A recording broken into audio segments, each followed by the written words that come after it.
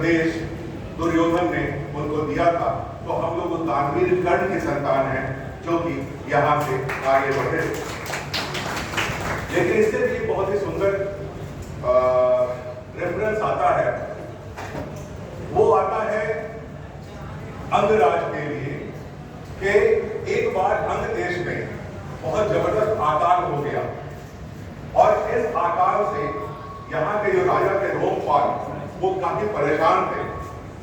उनको पंडितों ने बताया कि अगर यहाँ एक ब्रह्मचारी ऋषि है, उसका नाम है श्रृंगी, अगर श्रृंगी ऋषि का पदार्पण यहाँ होगा तभी यहाँ बारिश होगी। और श्रृंगी ऋषि यहाँ से कुछ दूर में रहते थे और उनके पिताजी, जिनका नाम विभांडक था, वो बड़े ही कठोर व्यक्ति थे और उन्होंने अपने बच्चे को पूरे ब्रह्मचर्य पालन करने का नियम बताया हुआ था और उसे कहीं निकलने नहीं देते थे। अब उनको लाना यहाँ बड़ा मुश्किल था, तो रोमपाल जी ने कुछ गणिकाओं को, बहुत सुंदर गणिकाओं को ये बता करके भेजा कि किसी तरह से यहाँ श्रृंगी ऋषि को आप ले आइए। पहले दिन जब गणिकाएं वहां गई तो उन्होंने बहुत तरीके से उनको लुभाया, लेकिन शाम होते होते विभांडक के आने का समय हो गया तो ये भाग गए। लेकिन श्रृंगी ऋषि को कुछ भाग गया था, अच्छा लग गया था, तो श्रृंगी ऋषि काफी मलिन हो चुके थे। तो पिताजी ने पूछा, क्यों आज ऐसे क्यों लग रहे हो? तो उन्होंने कहा कि कुछ ऐसी चीजें यहाँ आई थी जिसको हमको बहुत ही अच्छा लगा और हमने देखा। तो विभांडक को पता चल गया कि कोई गड़बड़ हुआ है, तो उन्होंने निर्देश किया कि कल से इन लोगों के सामने मत आना। लेकिन जैसे ही दूसरे दिन विभांडक निकले, गणिकाओं ने तैयारी कर ली थी और गणिकाएं श्रृंगी ऋषि को अपने साथ नौका में बिठा करके सीधा वहां से अंग देश यहाँ ले आए। और यहाँ लाते साथ यहाँ के राजा को ये पता था कि अगर विभांडक को पता चला तो सत्यानाश कर देंगे। लेकिन जैसे ही यहाँ श्रृंगी ऋषि का पदार्पण हुआ, वर्षा होनी शुरू हो गई और इस जगह की खुशहाली पड़ी।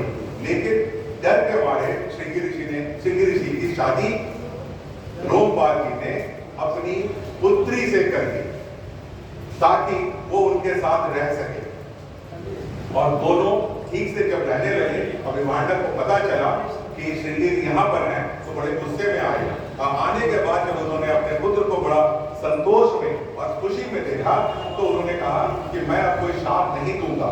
उन्होंने अपने बेटे को यह आशीर्वाद दिया कि तुम यहाँ रहो, कुछ दिनों तक अपने इस धर्म का पालन करो और जब तुमको समय हो तो श्रृंगी ऋषि वहां आकर के अपने आश्रम को संभालना। और तब से और आज तक की बात है कि ये आंध्र प्रदेश मेरा कृषि प्रधान प्रदेश रहा है और हम लोग आज कृषि के मामले में बहुत ही उन्नत है। आपको जान करके जरूर प्रसन्नता होगी कि ये प्रदेश एक ऐसा प्रदेश है जिसे 3 चीजों का geographical identification tag, GI tag मिला हुआ है। उसमें से जो सर्वप्रथम जिसके बारे में सब लोग जानते हैं वो है कतरनी चावल और कतरनी चूड़ा। ये कहीं और नहीं होता है, वो सिर्फ यहाँ के ये प्रदेश, जिसे जगदीशपुर कहते हैं, उस एरिया में होता है, जिसे GI टैग मिला है। दूसरी चीज जिसे GI टैग मिला है भागलपुर के लिए, वो बहुत ही प्रसिद्ध चीज है और आप लोग जरूर इस मौसम में तो उसका लुत्फ नहीं उठा पाएंगे, वो है जर्दालू आम। एक तो आम को हम लोग फलों का राजा कहते हैं और आम में भी अगर किसी को राजा कहते हैं तो वो जर्दालू कहते हैं।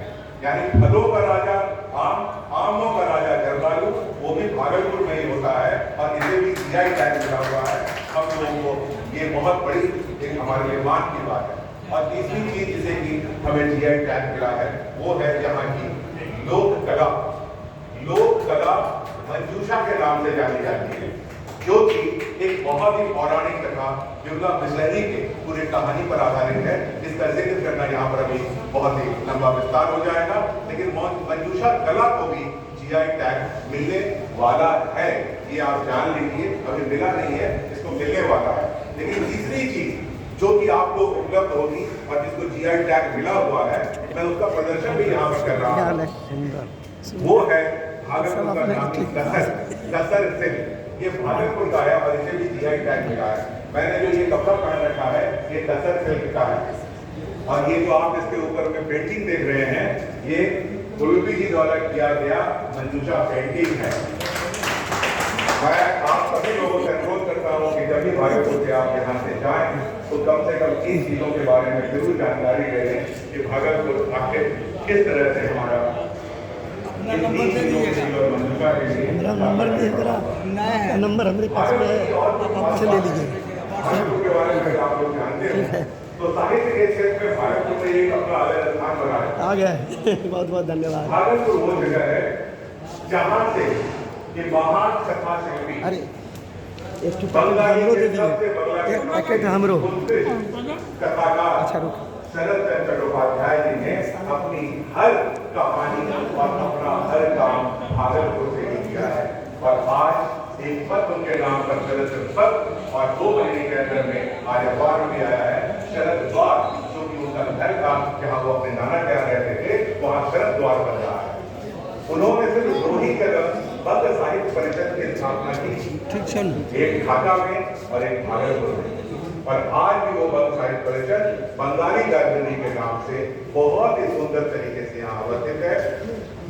शरद चंद्र की रचनाओं में भागलपुर का जिक्र हमेशा मिलता है। कहा जाता है कि देवदास के हर कैरेक्टर्स यहीं पे हैं, देवदास यहीं का है, पारो यहीं की है, सब लोग यहीं से थे। उनके रेनकोट अगर के कहानी आप देखिएगा, जो सिनेमा है, वो पहला ही शब्द है जब उनसे कोई वो जाते हैं पानी में अजय देवगन मिलने के लिए और ऐश्वर्या राय दरवाजा खोलती हैं, बोलती कौन है, तो उन्होंने कहा मैं भागलपुर से आया हूँ। तो रोम रोम में बसा हुआ शरद चंद्र का ये प्रदेश है भागलपुर। आपको और जानकर के आश्चर्य होगा कि भागलपुर के एक और बहुत बड़े फिल्मी कलाकार हुए जिन्होंने फिल्म की दुनिया में बहुत बड़ा नाम किया और आज उनका परिवार पूरे फिल्म जगत में छाया हुआ है। वो और कोई नहीं, श्री अशोक कुमार जी, जिनको दादा मुनि के नाम से आप जानते हैं। वो भी यही, उनका जन्म भी यही हुआ, उनकी पढ़ाई लिखाई भी यही हुई, उनकी शादी भी यही हुई और आज भी उनके परिवार के लोग भागलपुर में रहते हैं और उनके साथ अपना संबंध बना करके रहते हैं। उनका जो घर है आज भी यहाँ पर अवस्थित है, उसको हम लोग सहेजने का काम कर रहे हैं।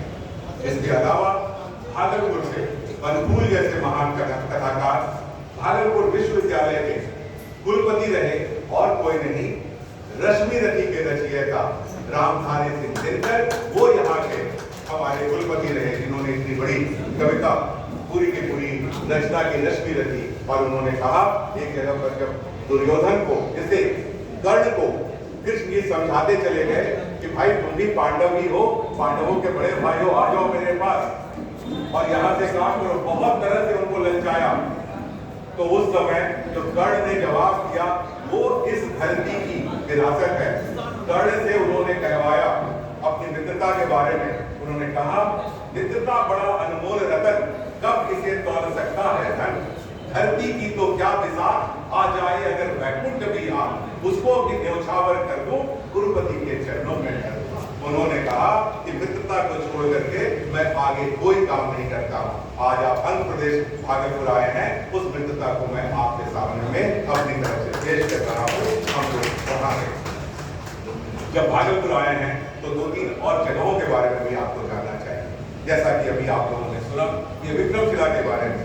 विक्रमशिला की स्थापना 8वीं सदी में धर्मपाल द्वारा, जो कि पाल वंश के राजा थे, उनके द्वारा की गई और 400 साल का इसका इतिहास बड़ा ही जबरदस्त रहा है। और 12वीं सदी में बख्तियार खिलजी ने इसे ध्वस्त किया नालंदा के साथ। बौद्ध धर्म के अनेक पढ़ाइयों में, जिसे हम हीनयान, महायान और सहजयान कहते हैं, इसके अलावा एक चौथी पढ़ाई थी जो कि तंत्र से जुड़ी हुई थी, उसका नाम था वज्रयान। और तांत्रिक पढ़ाई होती थी। विक्रमशिला में उसी की पढ़ाई थी। यहाँ पर हिंदुइज्म की भी पढ़ाई थी, यहाँ जैनियों की भी पढ़ाई थी। अभी भी आप जाएंगे तो आपको अवशेष मिलेंगे। और वहां के बहुत ही बड़े विद्वान कुलपति हुए जिनका नाम था अतीश दीपांकर श्री ज्ञान। अतीश के नाम से वो जाने जाते हैं। कहते हैं कि जब वो आते थे तो राजा महाराजा सब खड़े हो जाते थे और विक्रमशिला विश्वविद्यालय में प्रवेश करने के लिए उन्हें 4 वहां के विद्यार्थियों को 4 परीक्षाओं से गुजरना पड़ता था। 4 द्वार थे, सब पर विद्वान बैठे होते थे। पहला द्वार पास कीजिएगा तब दूसरा, दूसरे के बाद तीसरा, तीसरे के बाद चौथा, तब आपका एडमिशन होता था। और आज भी हम लोग देखते हैं, हमें प्रीलिम देना पड़ता है, फिर मेंस देना पड़ता है, फिर ग्रुप डिस्कशन में जाते हैं, तब इंटरव्यू में जाते हैं। तो ये बातें उस समय भी लागू थी और आज भी लागू है। 10,000 से ज्यादा विद्यार्थी विभिन्न देशों से, खास करके तिब्बत से, लंका से, चीन से यहाँ आते थे नाव के सहारे। आप अगर जाके देखेंगे तो आपको सभी चीज वहां आगे मिल जाएगी। और 1,000 से ज्यादा यहाँ शिक्षक थे। यहाँ की लाइब्रेरी बड़ी उत्कृष्ट थी, जिसके बारे में कहा जाता है कि अगर उनको जब चलाया गया तो वर्षों वो चलता रहा।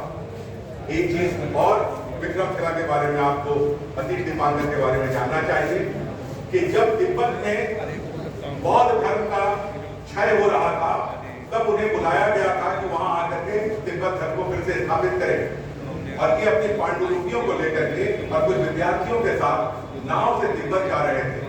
लेकिन इतनी पांडुलिपियां थी और लोग थे कि वो भारी हो गया और नाव नीचे जा रहा था।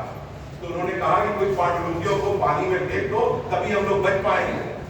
और वहां जो उनके शिष्य, उन्होंने कहा नहीं गुरुदेव, ये पांडुलिपि नहीं जाएगी, हम लोग कूद रहे हैं पानी में, हम अपनी जान दे देंगे, आपकी पांडुलिपि को मैं नहीं स्पर्श होने दूंगा।